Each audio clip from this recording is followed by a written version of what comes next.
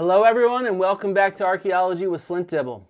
Let's dig in right away to what our favorite podcaster, good old Joe Rogan, said about me last week. The Flint Dibble approach. That guy embodies what you don't like about academia. You see him physically, he embodies it. It's like that's what it is. It's these weak men, these weird, kind of bitchy, weak men.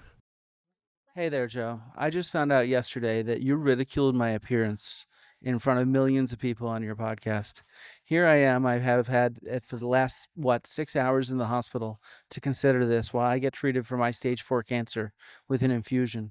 You know that I've been fighting cancer for the last 4 years. You've mentioned it to millions of people on your podcast. Joe Rogan, you're a coward who calls a cancer fighter weak.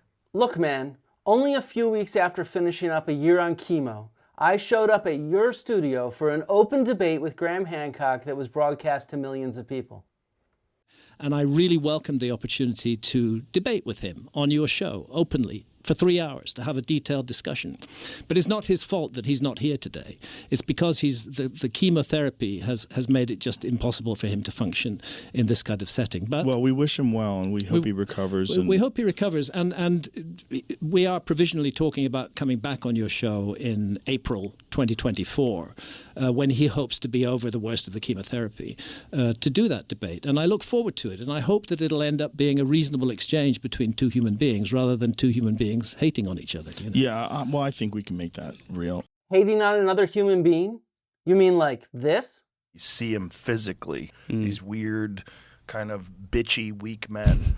Joe, let's see how you look after you suffer from cancer for 4 years. 2 major surgeries, radiation treatment, and 2 extended rounds of different chemotherapy treatments. Hell, at one point I had a near-death experience from an allergic reaction to one of my medicines. Nearly a dozen doctors and nurses worked to save my life. Fuck, I'm a simple scholar and a teacher who enjoys uncovering and sharing the physical evidence of what people were doing thousands of years ago. You know, answering the mysteries of our human past using real scientific methods. I'm just very passionate about sharing archaeology and what we do. I find in general that people don't really understand what modern archaeology is about. And so I'm going to try to get that across while here. You know, that's my goal. Fantastic.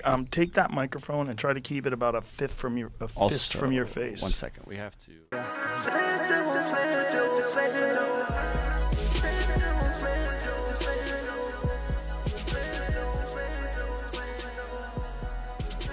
Oh, yeah.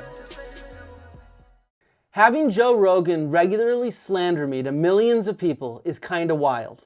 I'm not some super famous person, just a scholar with a small YouTube channel and social media presence. And yet last Wednesday marked the 10th episode where the most popular podcaster in the world mentioned me to his millions of fans since the debate. We had a debate recently with Graham Hancock and Flint Dibble, and Flint Dibble made note of this. That's pretty hot. Dibble? What kind of name is that? He's an archaeologist. People like Flint just out and out lie. This is another lie that Flint Dibble told. This is Flint Dibble. He's just, Flint Dibble coin, by the way, going to the moon. Oh, you mean like Flint Dibble? We had this guy Flint Dibble on.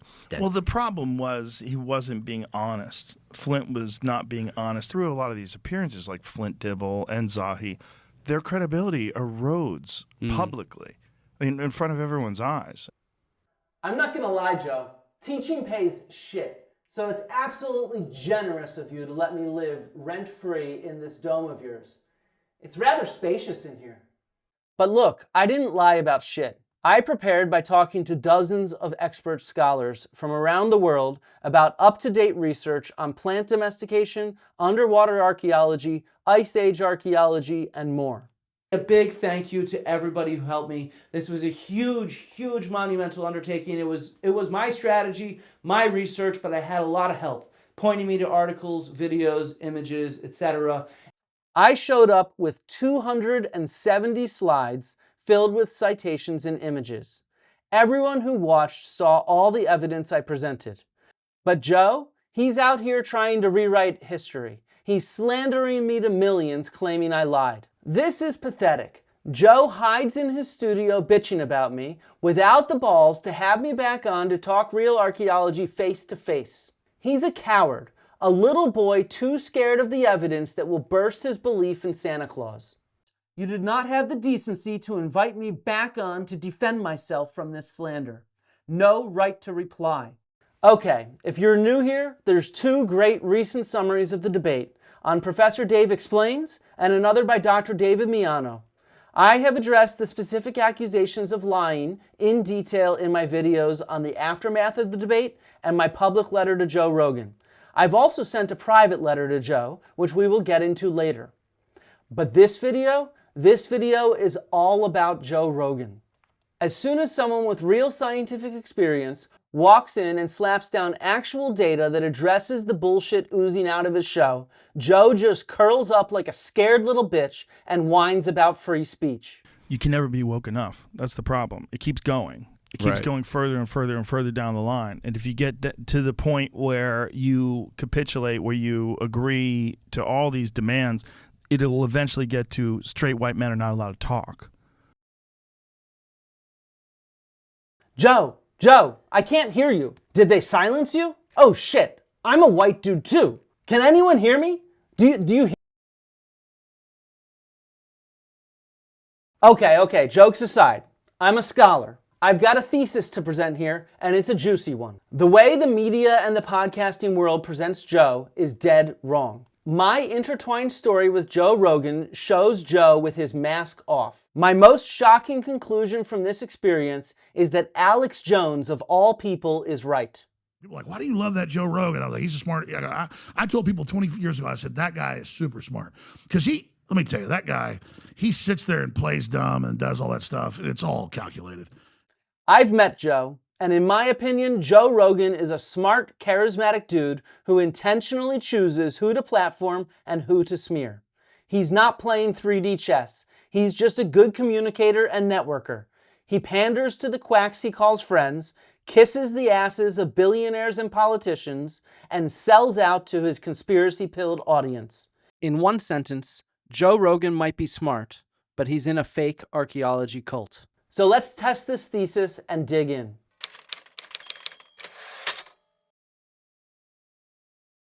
Joe Rogan tries to present himself as some authentic bro, a dude having fun on camera, speaking his mind, nothing more, nothing less. Most educated people take this dude bro presentation of himself and run with it, saying that Joe Rogan is stupider than a brick. Oh, he's like the biggest podcast. I never actually listened to him. So I listened to an episode and I'm like, oh, he's actually, respectfully, very dumb. And to be honest, Joe's said some pretty silly things. If you go to China, generally speaking, Chinese people look Chinese. Joe Rogan is the dumbest guy with the largest platform. Most people seem to think Joe is just a gullible fool who believes the last thing that somebody says to him. Joe Rogan is just a dude who wants his own political beliefs validated and will believe anything anybody ever tells him. My friend, his wife, is a school teacher, and she works at a school that had to install a litter box in the girls' room because there is a girl who's a furry who identifies as an animal, and her mother badgered the school until they agreed to put a litter box in one of the stalls. Yeah. So this girl goes into the litter room or to the girls' room and urinates or whatever. I don't know if she poops in it. That's pretty gross. This story stinks more than the stinkiest of my cat's turds. And people were saying, that's not true. It's an internet rumor. So I contacted him again. And I said, tell me exactly what she said and contact her and find out. She no longer works for that school. She works for another school. She contacted the other school. She didn't get a response. I don't think they actually did it. I think there was discussions about doing it because there was one particularly wacky mother. But it doesn't seem that there's any proof that they put a litter box in there. Even this fact-checking story is total fucking bullshit. While Joe makes it seem like a mixed-up game of telephone where each telling exaggerates a kernel of truth, the reality is that this cat litter story is a viral internet hoax that goes back to 2021. I guess to give this asshole credit, it's good that Joe actually sort of corrected the record. But I read something briefly, and I didn't get into the article, but they were saying that they were trying to pass a bill that would outlaw you growing your own food in Australia. Sounds like a stupid law. Tell me more. I'm pretty sure it had to do with like agricultural contamination or, you know, like, I mean, you could justify it if you're a real piece of shit. You could say, well, you know, most pandemics have come from agriculture, animal agriculture. We can't have unchecked pig ownership. Ban the piggies! Ban the piggies! Ban the piggies! Did you find anything? You are now dependent upon the state. Passes bill. I mean, I know what to look for. I'm just, nothing's coming up. The closest thing I could find was something like this. That's not new what food. No, you it's were not. saying. It's not New Zealand. It's in Australia. I know, but this is close. New Zealand is like right around the corner. Could have. It's got to be a real thing. It seems too good to not be. It's obviously. I typed in outlaw growing food in Australia, and not a single thing comes up. Hold on. Except for that, which was a false thing. Growing your own food. They want us completely dependent. Yeah, I can't find it either. On, damn it. It better not be fake. It might be fake. With this fake news, you can see Joe's confirmation bias at work. He wants to believe this story. It's just so good because it's funny and it fits his political beliefs and his lifestyle.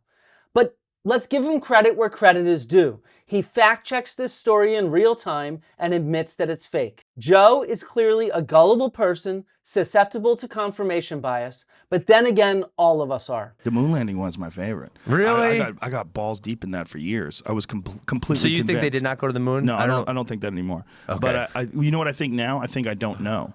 Okay. But I do think that it is one of the more fascinating conspiracies. Jesus, when you're buddies with Elon Musk, even admitting you don't know whether we've gone to the moon or not is pretty fucking stupid. All right, maybe it's not stupid, it's just a sign of a sellout who is pandering to his idiot conspiracist fans. But to Joe's credit, it shows that he's a smart enough dude who pulls himself out of the rabbit holes that he just can't help keep falling into. But of course, on topics where we have expertise and experience, we don't fall into rabbit holes. And Joe is an expert on martial arts and fitness, and so he can spot a fake easily. Yeah, the Liver King thing drives me nuts because that guy's on steroids. You know, mainstream masculinity is not really represented. And because of that, that also opens a space for a lot of grifters. I mean, I was looking at that with the whole Liver King thing, which I know you covered quite a bit, but I saw something. Well, I called it. Yeah. I didn't cover did you? it. Yeah, I called it way in advance. I'm like, that guy's on the sauce. Just from looking at him? 100%. Yeah. So you just don't naturally get that way? Yeah, you can naturally get that way if you have superior genetics and you're in your 20s. Yeah, right. Like if you're And in this your dude was 20s, how this old? in his 40s. He's like 45. Yeah, Joe, call that fraud out. This is the real body of a man in his 40s who's been fighting cancer. But seriously, Joe knows how to use his expertise to call out other frauds who have built a cult-like following.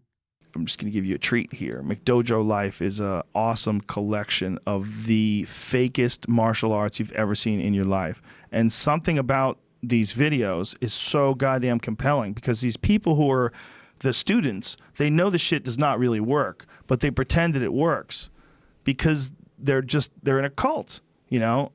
And this guy's like teaching people, like if someone comes to grab him, like to try to take him down like some wrestler. Check it out. He's going to put his hand here. Give me some volume on this, Jamie. Okay. Small intestine or yeah? Small intestine. Small intestine. He's going to get it right from the neck. And take the bladder point. The bladder point. Right along the center of the scapula. Just making shit up. Right here. Dude's just making shit up. So Look at Homeboy's mustache behind him. He comes in, he touches him, hits him here. Strike here. That's all you need to do, bro. Cain Velasquez shoots that power double. Just put that left hand. Look at that. He just KO'd him. He KO'd him, bro. Man, this shit is fake. This is important. Wow. He smacks the shit out of him. And this guy really believes this. That's an anti-Gracie move, he says. Bitch, try that. Try that on Henzo, you fucking dummy. There's so many of these, but this guy has like an awesome collection of them. Look at this. The guy gets out and throws everybody to the ground. Hiya! Oh, no, he didn't. I'm a master. They gone. Just look at this, man. They're all grabbing him, and he's like, "But I have superpowers, and you don't." They might as well be 5. They might as well be 5-year-olds on a playground, and one of them pretends he's Doctor Strange. You grab me, I'm gonna send you back to Mordor. That's the first guy just Down they went. for him. Yo, it's so stupid. It's so stupid. But this is what I'm saying. These are cults. There's something about this shit that freaks me the fuck out. And my martial arts school that I started out in, Taekwondo school, was very strict. There's a lot of discipline. It wasn't really culty, but it was everyone is they're all. Man, my point to you, Joe, is that this fake archaeology shit is the exact same type of culty bullshit that you're mocking here. It's all obviously fake to anyone who knows a fucking thing about archaeology. That's why there's not a single archaeologist who actually believes Graham Hancock and his phony baloney. I think the key thing is we're looking at technologies that are not the same as ours. Yes. And that's partly that's the why point. archaeologists can't see them, because they're looking for us in the past, and they're not open to the possibility that there are whole other kinds of technology that could be used. Right. I always go back to the ancient Egyptian traditions that speak of priests chanting as these huge blocks were lifted into the air. Were they using some kind of sound effect, some kind of use of sound that was able to manipulate matter? This is a fucking cult. Anyone who believes this shit deserves to be fucking mocked. What the fuck? We know that sound can manipulate matter, as a matter of fact, but they're lifting these blocks. Again and again, it appears in ancient Egyptian traditions. The notion that we could lift huge blocks with sound seems absurd to archaeologists, and yet it's there in the traditions of the Egyptologists. No, Graham, you're lying. There are no mentions of levitating blocks with sound or chanting or any of this shit in any ancient Egyptian sources. You even wrote about this crackpot bullshit in chapter 30 of America Before, but mysteriously forgot to add a footnote to cite any ancient sources. The reality is that Graham Hancock has been full of shit for decades. In the late 90s, he claimed some blurry photos were evidence of monuments from an advanced civilization on Mars that was destroyed in an ancient apocalyptic cosmic impact. And it's a very important point that the face structure, whatever it is, whether it's a hill or whether it's actually some kind of face, is set in a context, and that context is very large, surrounded by a lot of other structures, been hit by a bombardment of asteroids, or I believe more likely fragments of a giant comet. And the question that really arises is Earth subject to the same fate that Mars has been subject? And this is why the monuments on Mars, in inverted commas, of course, the alleged monuments on Mars, are so interesting to me.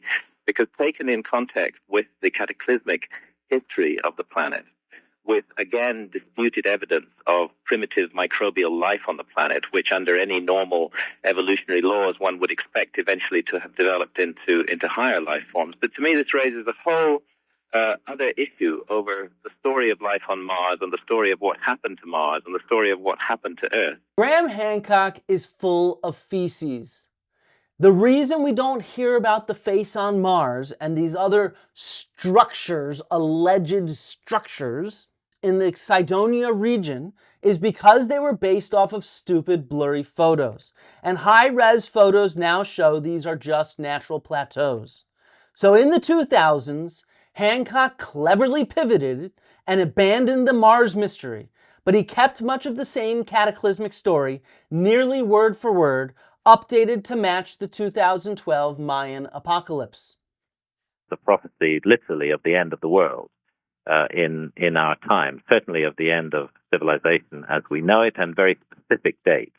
And the date the Maya put on it, translated into our calendar, is the 21st of December, 2012. The fragments of a comet that had struck the Earth before might be due to return in exactly this period, and perhaps the Maya used fortuitous events in the sky, which they were able to predict extremely accurately, to act as a marker or a signal for the return of this event. This is a fucking doomsday cult. But of course, the world did not end in 2012 Or maybe it did and we're all just trapped in this hell? But since we are all still here, Graham has pivoted again, no longer bringing up the Mayan calendar and 2012, instead tying this same story into the refuted pseudoscience mumbo-jumbo known as the Younger Dryas impact hypothesis. The Younger Dryas impact hypothesis, which is solid science, although undoubtedly disputed, which suggests that multiple fragments of a disintegrating comet hit the Earth 12,800 years ago. The comet that disintegrated, that caused so much damage on Earth 12,800 years ago, its debris stream is still in orbit. The Earth passes through it twice a year, and in the next 30 years, we're going to be passing through a very lumpy bit of this 30 million kilometer wide debris stream that's called the Taurid meteor stream. Like I said, this is a fucking doomsday cult. Get out if you're in it. We have no evidence for these comet impacts, no evidence for a lost civilization, and no evidence that our planet is in any immediate danger. All that is old and disproven is just updated and refreshed. Instead of admitting he's wrong, Graham just pivots and he keeps using the same methods, relying on blurry photos and confirmation bias. Come on, Flint, tell me these are man-made. Tell me these are natural blocks. That is a very blurry picture, Graham. Well, tell me tell me that they're natural blocks. Tell me. I cannot tell for sure with these photos. Okay, there I'm putting my diving knife between two blocks. And there, and then a curved wall. Actually, the team from the National Institute of Oceanography in India who were with us were intrigued by this. Do you have any more photos of that are maybe more convincing? No, that's what I've got. Fucking hell. No wonder so many people broke out of this fake archaeology cult after our debate. Blurry photos were seriously the best evidence that Graham brought with him to back up his claims for an advanced global civilization. To draw the conclusion that we can absolutely say there was no lost civilization. Same goes for the Amazon rainforest. Same goes for the Sahara Desert. But can we say there's no evidence for an advanced civilization in what they have studied? In what they have studied, yes, we can say there's no evidence for an advanced civilization. In what they have studied, yes, we can say there's no evidence for an advanced civilization. There's no evidence for an advanced civilization. There's no evidence for an advanced civilization. There's no evidence for an advanced civilization. There's no evidence for an advanced civilization. Boom! Game over! Graham Hancock writes books and presents TV shows featuring archaeological sites and artifacts that he talks about as if they reveal something about his global civilization with advanced technology.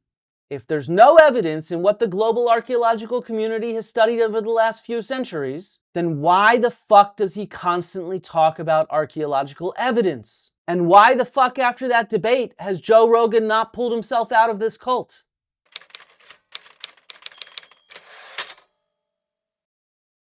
Graham didn't want to talk about archaeological evidence during the debate. The site of Gunung Padang in Indonesia, which was the focus of the very first episode of Ancient Apocalypse, he repeatedly claimed he just didn't have the time to get into it. Bounces back a reflection of what is seen, low resistivity, high resistivity, at ground penetrating radar. We don't have time to go into all of this in depth. If Gunung Padang had not appeared as episode 1 of my Netflix series. Is that evidence to you as compelling or less compelling than Bimini Road? It's at least as compelling. It's at least as compelling, but we don't have time to get into it here. Man, it's a fucking 4.5-hour debate. Why doesn't he have the time to talk about the site that's featured in 2 different chapters of Magicians of the Gods? Because he was too scared of me and my evidence. I was happy to get into the evidence about Gunung Padang. I prepped by interviewing Dr. Lutfi Yondri, the lead Indonesian archaeologist who conducted large-scale excavations at the site. Gunung Padang is not a pyramid. Gunung Padang is a stone terrace. On the left is actually the book published by Lutfi Yondri, and I'll show you some of the trenches that he's done. So there's this megalithic architecture there, and he's gone down in all the different terraces and along many of the different walls and excavated below them so that you can get datable material from under the walls that are visible, the same walls that Graham featured in episode 1 of Ancient Apocalypse, right?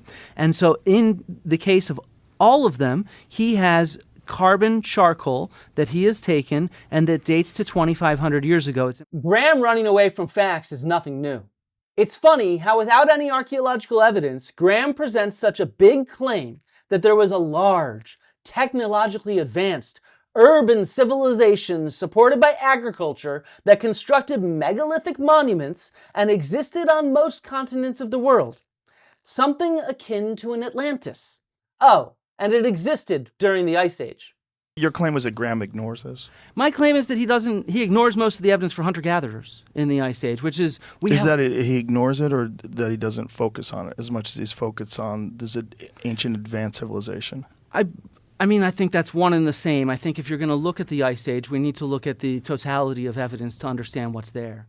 One of my two goals going to this debate was to introduce the actual archaeological evidence from the Ice Age, show the quantity and the quality of evidence that does exist for hunter-gatherers during the Pleistocene in deserts, underwater, on coasts, and on every continent of the world except for Antarctica. This site's underwater, they all date to the end of the Ice Age. And so they're lithic scatters, just like my dad found in the Sahara Desert, of hunter-gatherers underwater sites, though. I'm going to keep showing you areas that we have evidence for. Why do we have so much evidence for ephemeral hunter-gatherers but not evidence from an advanced civilization that is global? That should leave behind monuments that are far easier to find. With tectonic uplift, it raised up many, many, many meters above the current sea level. And what did he find? He found a Stone Age hunter-gatherer camp. He excavated it. He found obsidian. He found other kinds of lithic tools. He found animal bones. And he dated it to right at the end of the Ice Age, right? None of that's surprising to me. Okay, Just but we address can my find key this point. stuff so easily. I'm not surprised that we find hunter-gatherer traces underwater. I'm very glad that we do. I would be very surprised if we didn't. But no, Graham is unsurprised that there's so much archaeological evidence for ephemeral hunter-gatherer camps. I guess the global cataclysm that undergirds his doomsday cult only targeted his civilization and not these hunter-gatherers. But if it's a global catastrophe, how is it so strong everywhere, yet it's not wiping out our evidence from hunter-gatherers at this exact same time? We have ephemeral traces, footprints, campgrounds, fires and hearths. Right. We have lithics. Because human beings did survive, right? Yeah, but we have it from this exact same period. Right, but human beings did survive at that same and period. it didn't wipe out the traces of them from that period. Flint came prepared. He was articulate. The sources and evidence he presented was pretty fucking impeccable. And, in contrast, it kind of felt like Graham brought a knife to a gunfight. I brought guns to a gunfight. So what did Graham bring? In advance, we'd set it up so that we each had the chance to prepare 3 different sections to present evidence during which we should not interrupt each other. Mine were filled with facts. My introduction that explained how 21st century archaeology works, and my 2 main disproofs of Graham's theories that I focused on later. When we think about archaeology today in the 21st century, we're thinking about big data sets and trying to analyze them statistically and understand the kind of patterns they put together. So I really want to focus on Ice Age coastlines, evidence from Ice Age coastlines and excavations, underwater evidence from the Ice Age, things like that, these areas where he says that archaeologists don't look, but we are looking, and what we find is the ephemeral traces of hunter-gatherers rather than some sort of advanced civilization. My second thing I'd like to focus on is food. We now at this point have millions of archaeobotanical remains, so seeds, from ancient civilizations and ancient societies all over the world. And I want to sort of show you how we understand domestication as a process. And we can see where it happened in real time, in real space, the sort of evolution from a wild plant to a domestic plant, because that counters Graham's idea that the civilization introduced agriculture. It was not an introduction. It's something that happened in a real space. And we'll track how we can see humans taking control of the reproductive life cycle of these plants. Graham, however, took the path of an idiot. He prepared 3 presentations that included no archaeological evidence. Very clever for an archaeology debate. His first presentation focused on how mean archaeologists were to other archaeologists during the debate over Clovis first. This is one of Graham's favorite talking points because it poisons the well about archaeologists as a group of people. But it's also a debate that happened over 30 years ago, and that many archaeologists have written about it as an example of toxic behavior within the field. I even acknowledged it as such to Joe Rogan. I think it's complete bullshit for any colleagues of mine that try to shoot down actual evidence. That is ridiculous. I'm not trying to say that all of archaeology is like any community of people. There includes some assholes. I have worked with some assholes before. But what the fuck does this have to do with your argument, Graham? Where's the archaeological evidence? His second presentation focused on those blurry photographs taken of underwater features that he captures while on vacation. I have done more than 200 dives at Yonaguni. Santha and I risked our lives. These are not archaeological sites. I countered them with real evidence showing what above water and underwater archaeological sites look like. They have obvious architecture with stacked blocks that looks like architecture found at other sites, and artifacts that, again, match those from other sites. Jamie, do you want to look up the site Pavlo Petri? This is a site in the Aegean, and this is an example of kind of what... So if you look at this, you have very clear stone courses, for example, underwater. And it's not just sort of stone courses and walls that we find. This is from a few thousand years ago. What we find actually are a ton of artifacts with it, right? They dive, they excavate, they pull up ceramics, they pull up stone tools, and they are able to therefore show that this was an occupied place. And Graham's third presentation?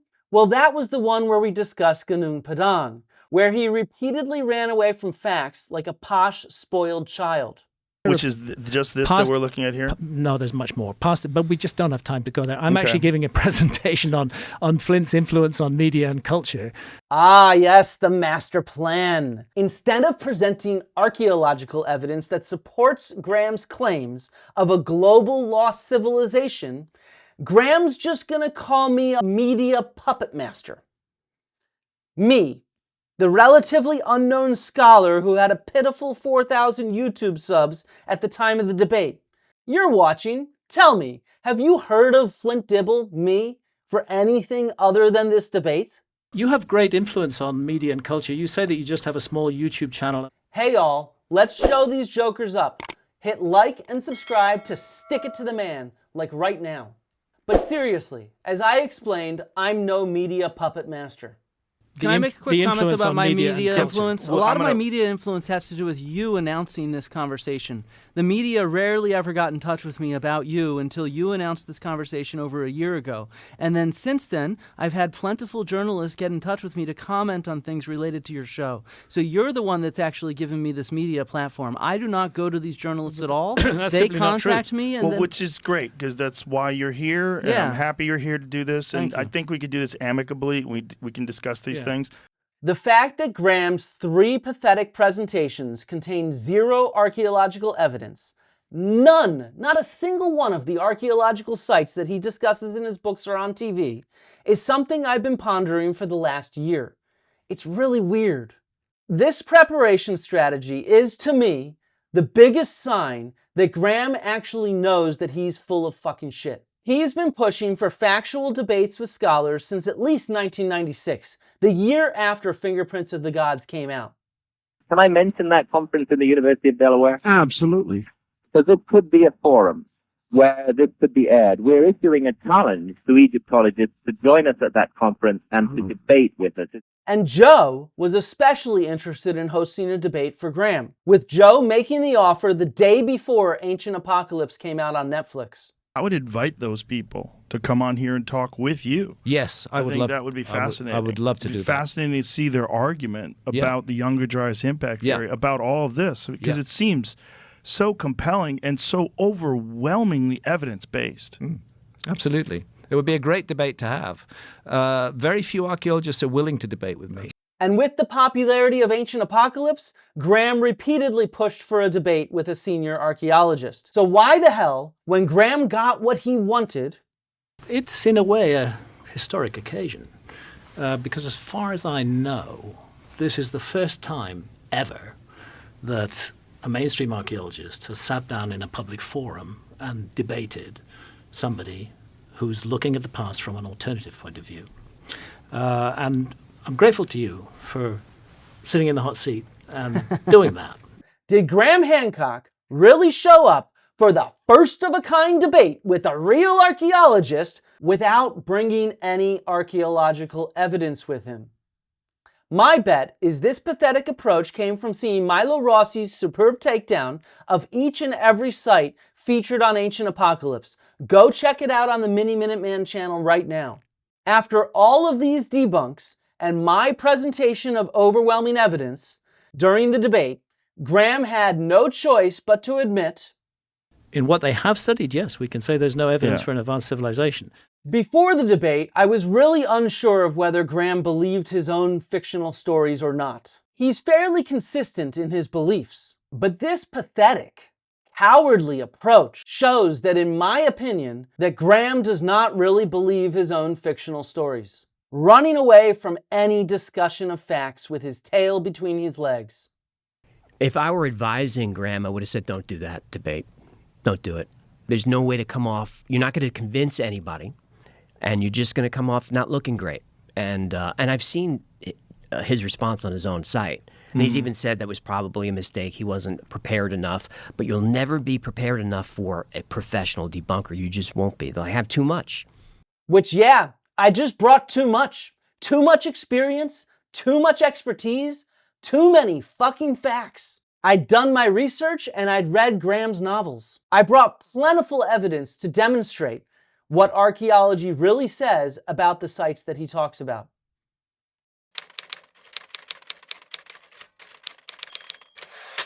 So look, I'm an archaeologist. I'd done good research on Graham and prepared a clear archaeological argument that would knock his bullshit story from the nonfiction to the fiction section in most reasonable people's eyes. But the wild card for me, that was Joe Rogan. To be honest, he's done so much podcasting, and between hosting both legit scientists and pseudoscientific quacks, he's tough to get a read on. So my strategy was to try and chat with him like he was a curious student in one of my classrooms, an educated adult interested in fun, real archaeology. And so I wanted to start with a fun example. So I understand that maybe not everybody can see the screen. So Joe, do you mind actually just kind of describing what this artifact is? Oh, you're putting this on me, buddy. Yeah, exactly. Well, this says Athenian red figure from 470 BC. And it is two people having sex. It's a man on top of a woman. You see his penis. You see it's it's very graphic. It is very graphic. So what do you think this shares about what archaeology is? Any ideas? Well, I mean, you're finding artwork and parts of civilization that were left behind and, have been around, in this case, since over 2,000 years. Yeah, and for a long time, scholars thought that a piece like this described sort of life in Athens. And they connected to Athenian texts, sort of like Plato describing people having sex even, right? And on the other hand, however, every single piece of Athenian artwork with graphic sex like this, couples actually fucking and stuff like that, ends up in Italy. It's part of an Athenian pornographic export market. And Kathleen Lynch and Sean Lewis and others have published on this. And so the real point is that what we're looking at is the painters are designing something for consumers in Italy, and particularly in Etruria. And this instead fits better in with telling us about life in Etruscans. And the whole point here is that archaeology is not really about an artifact. It's not about a monument. It's about our patterns. As a teacher, this way of explaining archaeology is natural to me, and I figured it would be the best way to frame my arguments in order to reach the curious audience who had tuned into this debate. So this is a maze cob from about 1250 AD. This is part of the Southern Methodist University Archaeological Research That's how little collection. they were back then. That's how little they were. So if you want to hold it, you can. Sure, yeah. Chuck it over here. Be careful. So how old is this? That's from about 800 years ago. Wow. Yeah. And so I want to thank Matthew Bullinger. Was this a full piece of corn? That's a full cob, yeah. Folks, this is like a thumb. Not even my thumb. It's like one of my smaller fingers. And just to get a sense crazy. of Like, they think of a corn cob today. It's just, I mean, I had one over Thanksgiving. It was massive. It was like this big. Yeah, exactly. We've now grown that's like human a selection. forearm now. That's human selection at that point. It's crazy. Yeah. That's amazing. So my goal was to hit the audience, but I had no idea if the strategy would work with Joe. After all, he's buddies with Graham Hancock. They got history. Graham Hancock has joined us. And if you don't know who Graham Hancock is probably the one guy who's influenced my view of history more than anybody ever. It's from this book, Fingerprints of the Gods. I actually walked away from the debate impressed with Joe's intelligence. He'd followed my very detailed and data-rich presentation of archaeological evidence for a grueling 4.5 hours, and legitimately seemed to have learned about the value of real archaeology from me. The complexity involved in these natural life forms adapting to their environment is so fascinating. And the fact that it's such a contentious issue amongst biological creatures, specifically human beings, because of religious implications. But if you just look at it in terms of what we know for sure with plants, it is such a bizarre process. It's so fascinating and complex, and there's so much going on. Even more amazing, in the last year since our debate, he's clearly absorbed and repeated 6 important components of my argument. He wasn't only paying attention in the moment. Like a good student, he's retained some of the knowledge that I taught. 9 days after the debate, Joe hosted moon landing denier Bart Sibrel, and Joe repeated word for word a quote of Carl Sagan I'd used with Graham Hancock. Carl Sagan says, "Extraordinary claims require extraordinary evidence." Graham is in many ways the first person to admit that the evidence he has is fingerprints. It's kind of what he thinks is this technological transmission to hunter-gatherers, but he does not have any direct dated evidence of this civilization. It's, after all, a lost civilization. Right, but this is one guy saying something extraordinary, and extraordinary claims require extraordinary evidence. Away from me, you're a coward and a liar and a thief. The very episode after this, when Chris Dunn was trying to argue that advanced technology was needed to cut granite, Joe repeated my point. Not just that they were precise, but that it required a drill that moves at an insane speed. Well, I think it required a lot of sand. Hard. It was the abrasion of the sand that actually did that. And so it's the sand itself is just slowly abrading down the granite. With a core, but coring it. Like, what would you use to do that? A drill made of copper or bronze, and then sand and water. One of the things that Dibble had suggested was that they had done something with sand, and that was how they were able to do this, with copper and sand, and they were able to drill. And yes, copper and sand can cut through granite. Scientists Against Myths have demonstrated this.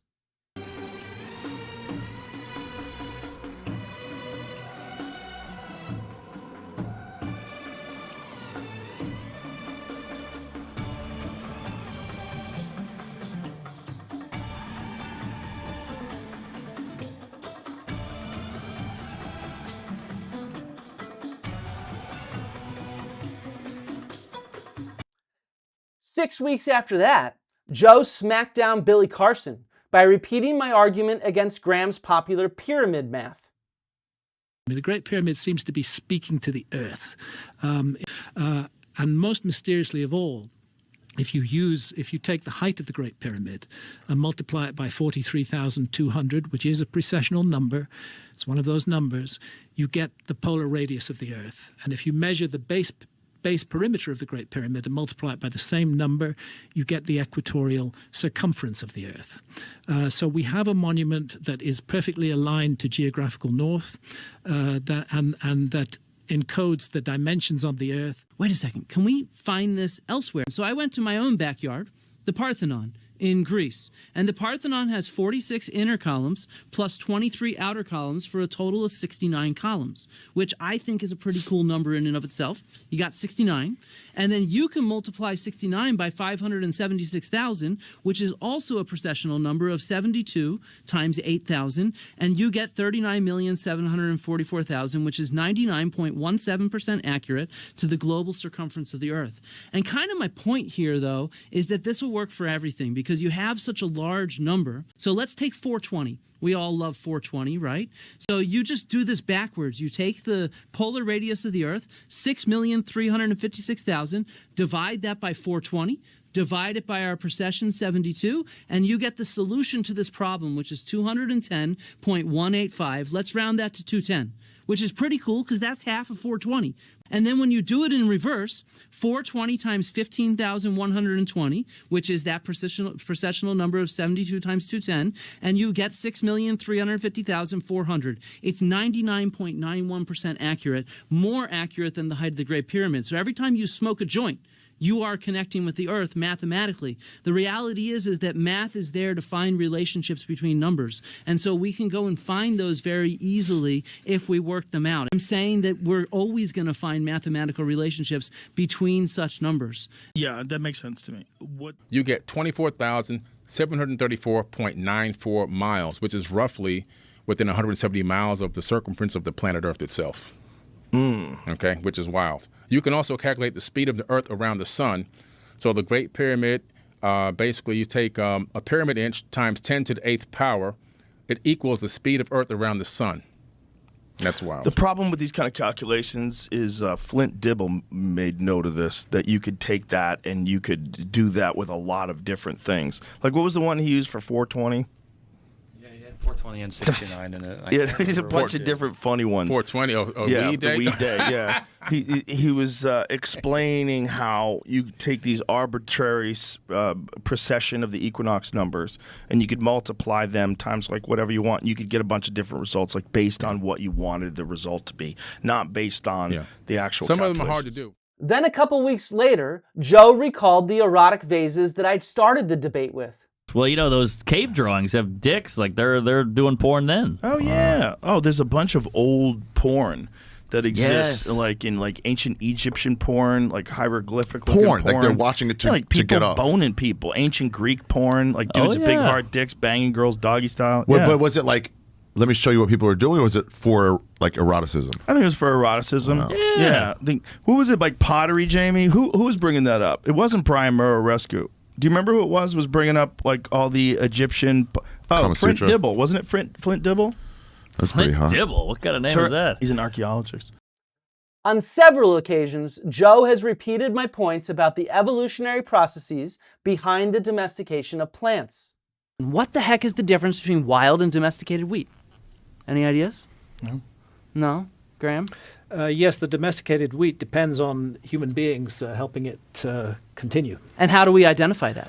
Not quite sure. Okay, that's important though. So all right, let's go to the bottom here. It's the scar, right where that wheat kernel or the spikelet that the wheat seed is attached on, it attaches to the plant. And the reason for this is in wild plants like wheat or beans or peas, it's going to propagate itself by falling off the plant easily. If birds or humans are harvesting it, it's not that it wants to, it doesn't have agency, but it propagates itself more easily by shattering easily off of the stem of the plant. On the other hand, as soon as humans start gathering it, that does nothing. Because some seeds fall, it replants itself in the field. But as soon as humans start gathering it and planting it in new fields, then all of a sudden there's an evolutionary sort of impact on the plant itself. And so what's selected for is the mutation for a seed that hangs onto the plant. Do you see what I mean? Because you're cutting off the plant, taking it with you, and then planting it somewhere else. And so this is a shift in grains that we call a brittle to a tough ruckus. And you can see it's kind of a clean scar right here on the left in wild wheat, while it's a much sort of tougher scar on the right. There's a very distinct, noticeable difference between domestic seeds and seeds that are wild. And the difference is the seeds that are wild, they break off easier because it makes sense that it would help them prosper. It would help them be able to spread the seed if it broke off the plant easier. Yeah. And so they can recognize that. And then when they start using large-scale agriculture, the seeds become more robust and stick to the to the plant. And this is important. It's one of my two main disproofs of Graham's fictional story. If there was a single global agricultural civilization, where's the crops? Show me the plants. A single civilization that supposedly built similar monuments, like pyramids, would surely use the same crops around the world. Well then, why, if they introduced agriculture to hunter-gatherers, did different domesticated crops show up in different places around the world? All of which we can see the changes in real time and space as they evolved from their natural, wild progenitor plants into the domesticated crops that we all enjoy eating today. After all, Graham has claimed that seeds were stored in a seed bank for reintroduction after his apocalypse. He talks about seed banks and things like that. Do I? In The Magicians of the Gods. I have a quote in here. Show me. Okay, you want me to? Yeah. Let's see it. I want to see it. Give me a second. It seems fanciful to you want to use it? I can't do your accent. You want to read it? It seems fanciful to imagine that we might, in an almost high-tech sense, be looking at the specifications of a seed bank here. Oh, this is from Fingerprints of the Gods. No, it's from Magicians of the Gods. Oh, maybe I repeated it in Magicians. So, Joe, learning from me the science behind the evolution of agricultural crops is a big deal. It's one of the biggest disproofs of Graham Hancock's fiction. And Joe has repeated it several times. It's a really fascinating thing that seeds do adapt to agriculture. They adapt to the fact that it's better for the survival of the plant if when you develop agriculture, if they're more robust and they stay on the plant. It's better for the wild if they break off easy and they can scatter better and they can, proliferate. All right, there's one last thing that Joe Rogan learned from me, but I'm going to save it for the next section. It's pretty clear that Joe was attentive throughout the debate, and he learned a lot. There were even moments where he seemed outright skeptical of Graham, agreeing with me, as we've seen, about the blurry photos and the issues with the pyramid math. Everything, however, changed when Graham went back on Joe's show a few months later, the day that season 2 of Ancient Apocalypse came out on Netflix.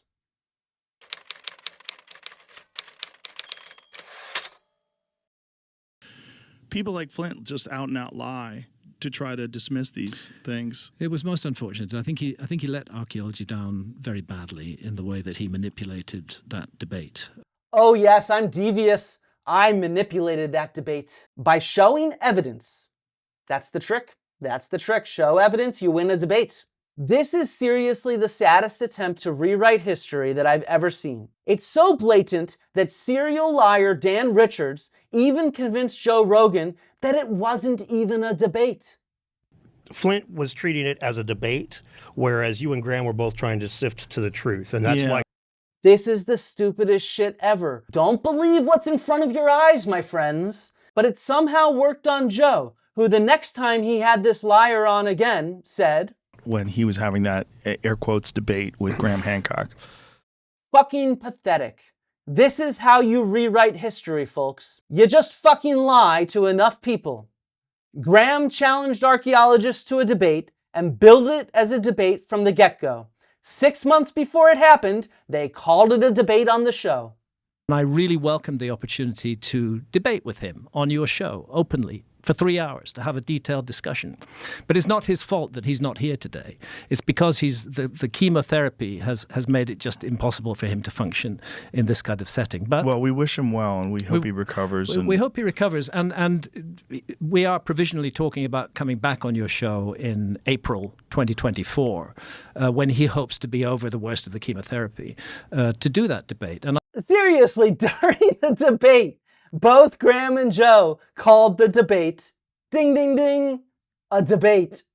This is the first time ever that a mainstream archaeologist has sat down in a public forum and debated somebody who's looking at the past from an alternative point of view. And I'm grateful to you for sitting in the hot seat and doing that. I mean, I know we're in the middle of this crazy debate, but just the wonder of nature itself, the complexity involved in these natural life forms adapting to their environment is so fascinating. Like, fuck all the way off. This is just a straight up disinformation campaign. This is just a straight up campaign to lie. But look, this is not a case of Joe simply being a gullible fool and listening to the last person he talks to. After all, Joe started off the episode with Graham by slandering me, before Graham even said a word. The debate that you had with Flint Dibble, so that was the last time we were here. It turned out he played fast and loose with the truth. Then, Joe started his episode with Jimmy Corsetti and Dan Richards a few weeks after in the exact same way. You really nailed him on so many of those things that he was dishonest about. Look, I've tried to defend myself, but as a scholar, I have a very small reach on the internet. First, I wrote a public letter to Joe after the episodes with Graham, Jimmy, and Dan last November. Look, the point here, Joe, is that you're getting bad information from these people. They're scrambling to rewrite history here, to make the debate and me seem like something else entirely. I am a relatively insignificant scholar who barely anyone outside of my field pays attention to. What I do is real archaeology. I dig in the dirt and I study artifacts in a lab. I teach a few classes with those bright students, and I've got, a modest YouTube channel where you're probably watching this, and there I have a small group of fans who enjoy learning archaeology from me. And after our convivial conversation, where we got along and chatted pleasantly, afterwards, you did not have the decency to invite me back on to defend myself from this slander. No right to reply. After Dan was on the show again in February, slandering me in front of millions. Flint does know a lot about archaeology, and he could have sat down with Graham and had a good conversation about this stuff. But in order to do that, he would have had to have not construed it as a debate. I'd heard enough of these lies. So I sent Joe at this point a private letter, explicitly asking to go back on the show for a right to reply to this slander. My contact on Joe's team assured me that he had forwarded along my message to Joe. But no other reply from Joe or his team. Ghosted, much like he's ghosted Peter Hotez. If you had the opportunity to go on Rogan again, would you do it? I've asked him, but he's not interested. Which I'm not really that surprised about. Though I guess I'm a little surprised since he did say this to Dan Richards on the exact same episode. There was some book about the Kamala Harris campaign where they talked about her getting on this show. And they said a bunch of things that weren't true. They talked to, supposedly talked to like 150 different people about her and, what happened with her coming on the show. I don't know if it's 150, a lot of people. They didn't talk to us, and which is kind of crazy. And which is like, they didn't even ask. But they said things that just weren't true. Fuck, Joe. That reminds me of a similar situation. You're a fucking hypocrite, Joe Rogan. You're pissed when people lie about you and don't take your side of the story. Then you sit there and lie about me with your buddies, and you don't even have the fucking balls to hear my side of the story.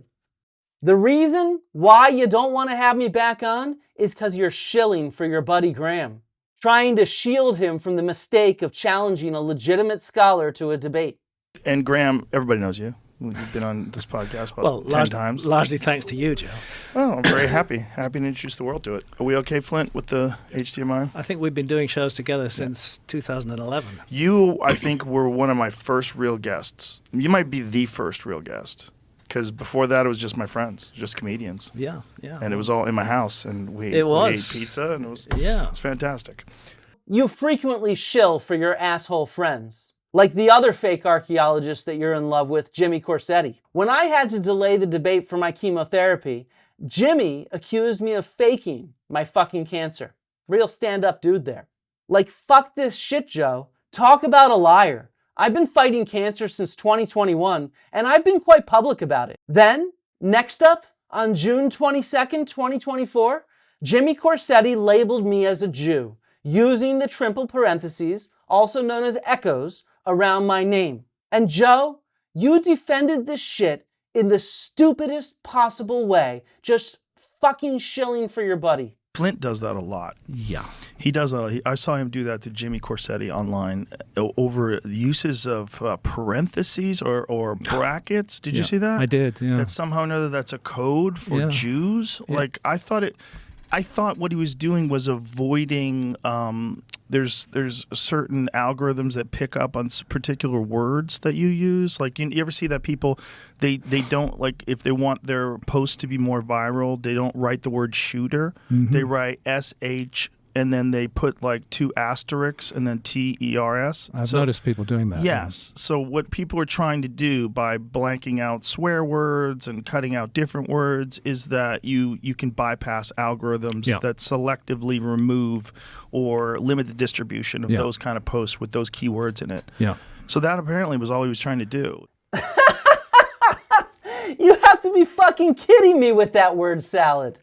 There's only one word in that tweet that Jimmy wrote about me. It's my name. There's no swear words. There's no mention of SH***TERS, the only word in that tweet is my name, surrounded by triple parentheses. This is a well-known anti-Semitic slur used online by racists to label people of Jewish heritage. It's on Wikipedia. It's been covered by the Anti-Defamation League. It's been covered widely in the media, from The Guardian to USA Today to The Washington Post. The reason Jimmy labeled my Jewish heritage on June 22nd, 2024 is because I'd fucking mentioned it earlier the exact same day in a tweet complaining about anti-Semitic remarks sent my way by Graham, Jimmy, and Dan fans. Coincidence that I made this tweet earlier on the same day that he slurred me? Big coincidence, man. Jimmy is a fucking anti-Semite who lies about me and tells his fans to contact my university to get me fired. And you, Joe, you carry his water. Jimmy also believes that swastikas are the sign of a lost civilization. Jimmy literally spreads Nazi versions of ancient history. Is it really a far cry to think that he's an anti-Semite? Did Hitler know something about ancient history that we don't? I do not think that it's a coincidence that a symbol is so specific as it is found on 5 continents around the world before transoceanic sea travel was said to be possible.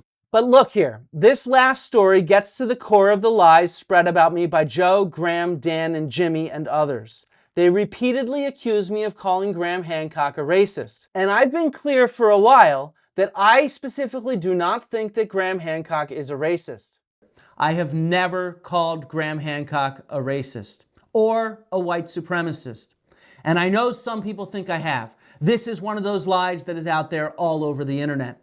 But seriously, there's not a single example of me ever calling Graham Hancock a racist, because I haven't. Others have, but I have not. Graham, I've never called you a white supremacist or a racist. No. I've never found any statements suggesting Graham Hancock thinks one race is superior to another. So what's all this about then? So first off, let's be fucking clear. It's Graham that brought up race first, repeatedly in Fingerprints of the Gods, Magicians of the Gods, and on his website, Graham talks about the racial identity of people in the past, using it as evidence for his globe-trotting civilization. I am simply showing why this evidence is shit evidence. It's evidence instead of racist colonialism from several hundred years ago, creating biased sources that shouldn't be used as evidence. We've got to get correct on this. Are you saying that the whole story of the bearded, pale-skinned Quetzalcoatl was a Spanish invention? Yes, I am. I can show you a depiction of Quetzalcoatl from the Spanish period. I can show you me depictions. To show you? Wait, I can show you depictions too. No, can I please get the...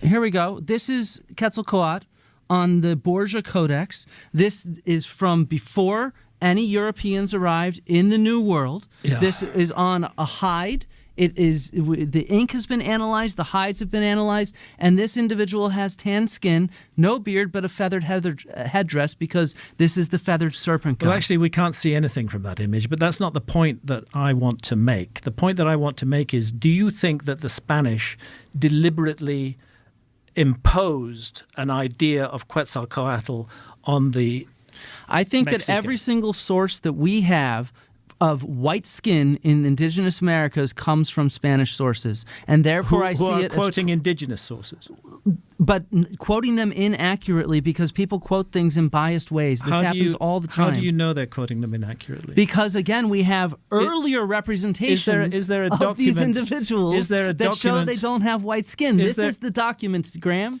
Look, this right here is the 6th and final thing that Joe Rogan actually learned from me. He even repeated my position on this matter, pushing back against Graham the next time he was on, when Graham tried repeating this stupid Spanish colonialist shit. It's not just myths of a bearded foreigner turning up in the Americas, which Flint, Dibble, and other archaeologists say were all concocted and invented by the Spaniards. We discussed that during the debate. I have a real problem with that because that is patronizing to the indigenous people. I think the myths were there amongst the indigenous people, and I think the Spaniards saw how they could use them, how they could manipulate them, but I don't think they made up the myths and somehow imposed them upon the indigenous people who then believed that they were their own myths. I don't think they were that stupid. They knew what their myths were. Well, my concern with that line of thinking is that we've seen evidence of that sort of destruction of the real history of people in America with how they forced Native Americans onto reservations and forced them into speaking English and forced them into learning Christianity. That there was a concerted effort to erase their history and their culture, and that the conquerors imposed that on the people that were there. So what the fuck, Joe? You know exactly my argument about Graham Hancock's use of race in his fictional stories. So why do you frequently bring it up as if I have somehow insinuated that Hancock is a racist? Like, what are you talking about? Like, we had this guy Flint Dibble on, who in an article, and he was talking about Graham, and he's connecting Graham to white supremacy and all this crazy shit. No, Joe. What the hell are you talking about? When Graham brings up race in indigenous myths, supposed white gods like Quetzalcoatl or Viracocha, it's shit evidence that only comes from Spanish sources and does not match our earlier sources. It's the evidence that is racist, not Graham. You fucking agree with me on this, man.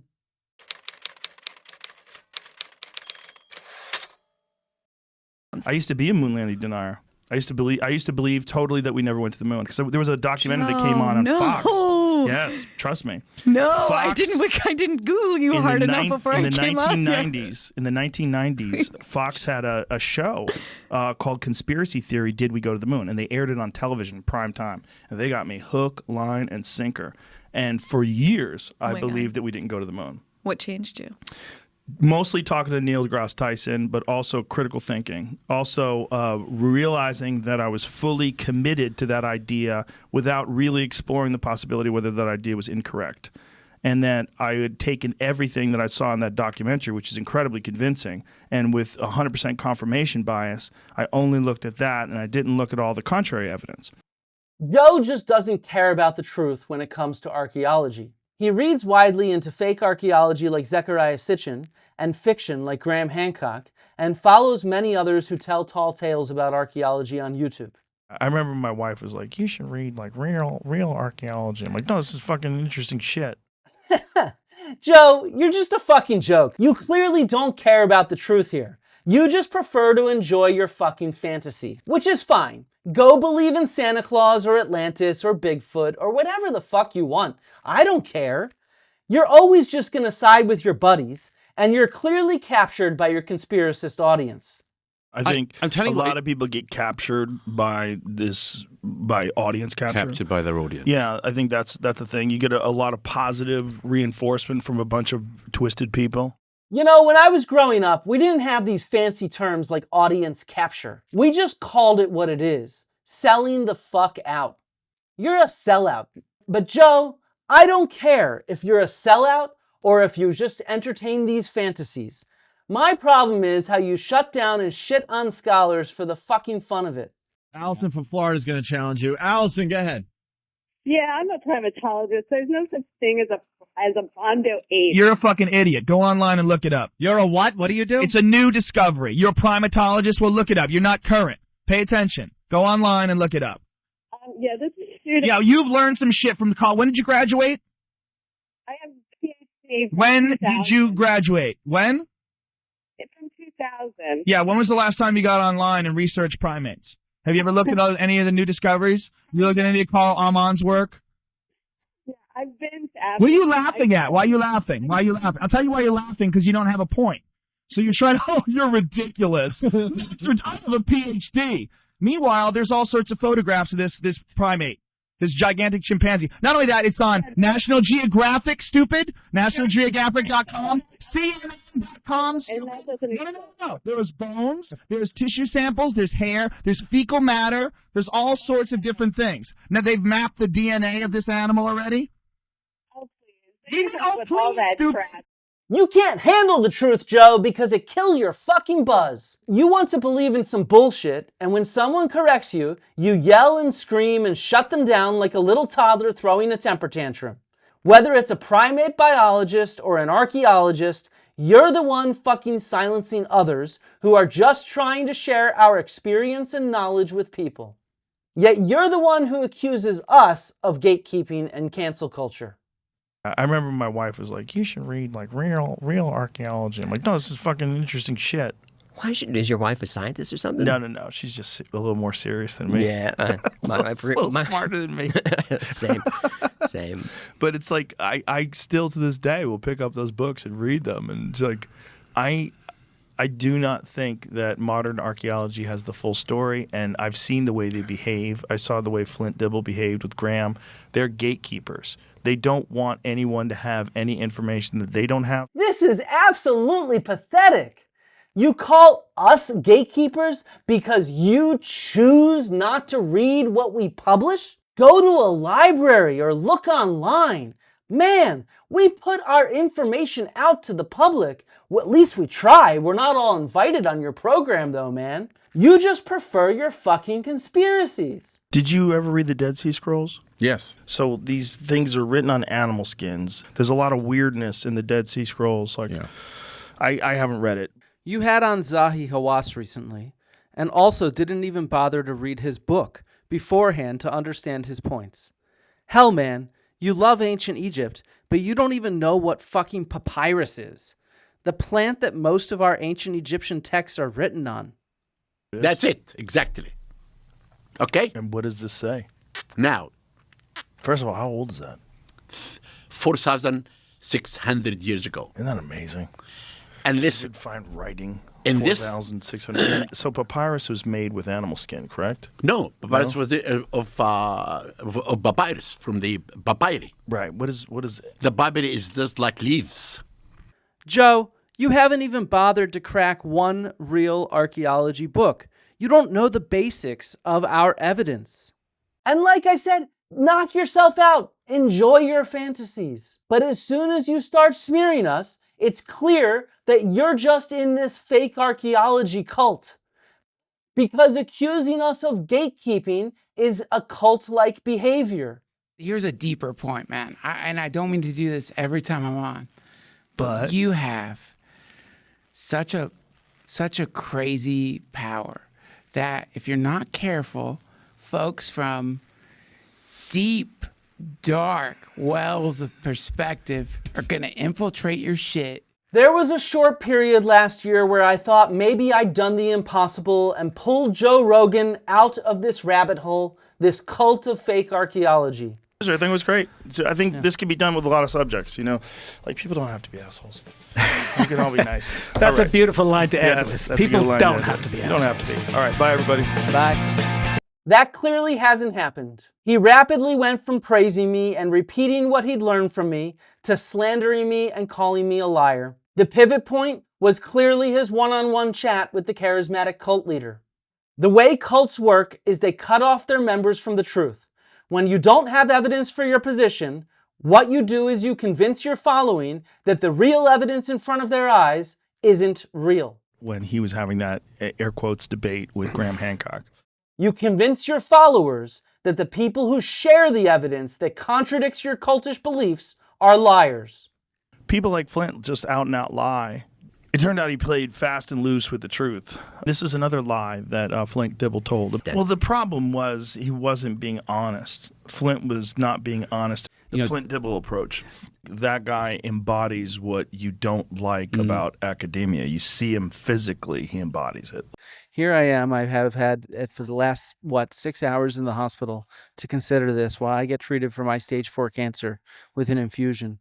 It had me up to 104 degrees fevers. You know, you're the king of all trolls, Joe. You know, you mock somebody's appearance who is being treated for cancer. The king of all trolls is what you are. Stay tuned. Will Joe Rogan ever get out of the fake archaeology cult? I doubt it, because it's clear Joe is one of their cult leaders, and his fans mostly still love Graham Hancock. Joe is a little baby. He's a coward who won't have me back on, because he hides from all the real evidence that bursts his worldview. Let's end it with his words. Joe actually summed up pretty well the behavior of the members of this fake archaeology cult. These weak men, these weird, kind of bitchy, weak men. The price is wrong, bitch.